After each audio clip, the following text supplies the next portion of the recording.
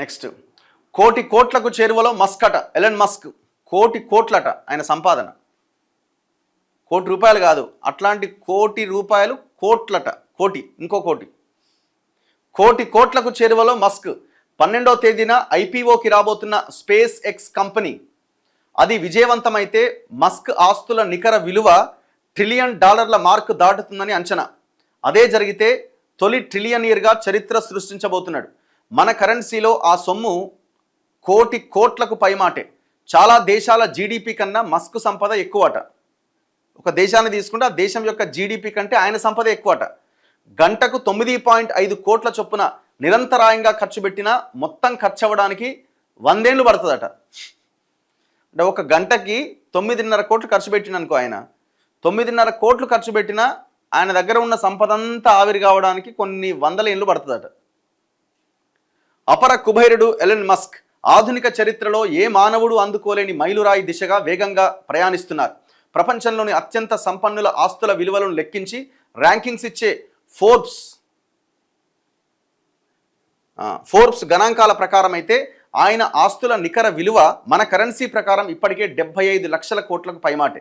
దీనికి తోడు ఇన్నాళ్లుగా ఒక ప్రైవేట్ లిమిటెడ్ కంపెనీగా ఉన్న ఆయన స్పేస్ ఎక్స్ కంపెనీ వచ్చే శుక్రవారం అంటే జూన్ 12వ తేదీన ఐపీఓ అంటే ఇనిషియల్ పబ్లిక్ ఆఫరింగ్కు రాబోతుందట. అంటే షేర్ మార్కెట్లోకి రాబోతున్నది. దాంట్లో ఆయనకు 50% పైగా వాటా ఉన్నది. దాని ద్వారా వచ్చే ఆదాయంతో మస్క్ ఆస్తి $1 ట్రిలియన్ దాటుతుందని, $1.11 ట్రిలియన్ అవుతుందని అంచనా. తద్వారా ఆయన ప్రపంచంలోనే తొలి ట్రిలియనీర్ అవుతారు. అంటే $1,00,000 కోట్ల మార్కును దాటిన వ్యక్తి. మన కరెన్సీలో చెప్పాలంటే కోటి కోట్ల రూపాయల మార్కును దాటేస్తారు. ఇక్కడ చిన్న చిక్కుంది. డాలర్ల లెక్క ప్రకారం అయితే ఆయన ట్రిలియనీర్ అవుతారు, కరెక్టే. మరి అదే మన రూపాయల లెక్కల్లో అయితే ఎంత? కోటి కోట్లకు ఇంగ్లీష్లో ప్రత్యేక పదం ఏదీ లేదు, జస్ట్ మల్టీ ట్రిలియనీర్ అంటారట. అదే మన సంస్కృతంలో అయితే 1,00,000 కోట్లను మహాపద్మం అంటారట. 10 లక్షల కోట్లను క్షోణి అని పిలుస్తారట. 100 లక్షల కోట్లను మహాక్షోణి అంటారట. అందుచేత మస్క్ను సరదాగా మహాక్షోణాధిపతి అనొచ్చేమో. ఆయన ఆస్తి ప్రపంచంలోని పలు ప్రముఖ దేశాల వార్షిక డీజీపీ కంటే చాలా ఎక్కువ. అపర కుబేరుల జాబితాలో అగ్రస్థానంలో ఉండే అమెజాన్ అధిపతి, ఒరాకిల్ వ్యవస్థాపకుడు, వీళ్ళందరి ఆస్తులు కలిపితే $1 ట్రిలియన్ మార్కు దాటుతుంది. అలాంటిది మస్క్ ఒక్కడి సంపాదనే ఇంచుమించుగా వారికి దరిదాపుల్లో ఉండడం విశేషం. మస్క్ ఉండేది అమెరికాలోని హ్యూస్టన్ నగరంలో. అమెరికాలోని అతిపెద్ద నగరాల జాబితాలో న్యూయార్క్, లాస్ ఏంజల్స్ తర్వాత 3వ స్థానంలో ఉన్న నగరం అది. ఆ సిటీలోని మొత్తం నివాస వాణిజ్య భవనాలు అన్నింటి విలువ కలిపినా కూడా మస్క్ సంపద కన్నా తక్కువే.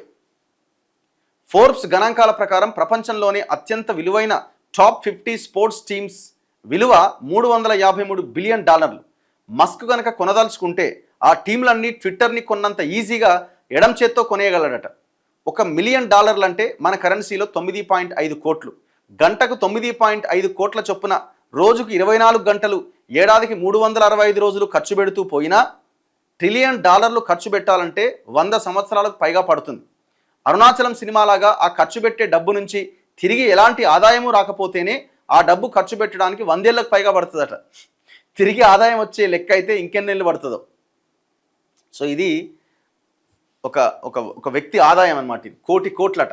భారతదేశంలో సంతానోత్పత్తి తగ్గడంపై మస్క్ ఆందోళన. భారతదేశంలో సంతానోత్పత్తి రేటు వేగంగా పడిపోతుండడంపై ఎలన్ మస్క్ ఆందోళన వ్యక్తం చేశారు. దేశంలో సంతానోత్పత్తి రేటు పునరుత్పత్తి రీప్లేస్మెంట్ స్థాయి కంటే కిందకు పడిపోతుందని ఆయన పేర్కొన్నారు. ఈ మేరకు ఎక్స్ వేదికకు ఒక పోస్ట్ పెట్టిండట. భారతదేశంలో సంతానోత్పత్తి రేటు పునరుత్పత్తి స్థాయి కంటే కిందకు పడిపోయింది. ముఖ్యంగా బాగా చదువుకున్న వర్గాల్లో ఈ రేటు ఎన్నో ఏండ్ల క్రితమే క్షీణించింది అని ఆయన పోస్ట్ పెట్టిండట. కేవలం ఒక దశాబ్ద కాలంలోనే, అంటే 10 ఏళ్ల కాలంలో దేశ సంతానోత్పత్తి రేటు 2.3 నుంచి 1.9కి పడిపోయింది. మరీ ముఖ్యంగా దేశ రాజధాని ఢిల్లీలో ఈ రేటు 1.2గా నమోదైంది. ఇది యూరప్ దేశమైన ఫిన్లాండ్ కంటే చాలా తక్కువ. ఈ నెల 4వ తేదీన ప్రచురితమైన ది ఎకనామిస్ట్ పత్రిక కథనం ఆధారంగా ఈ వివరాలు వెల్లడించారు.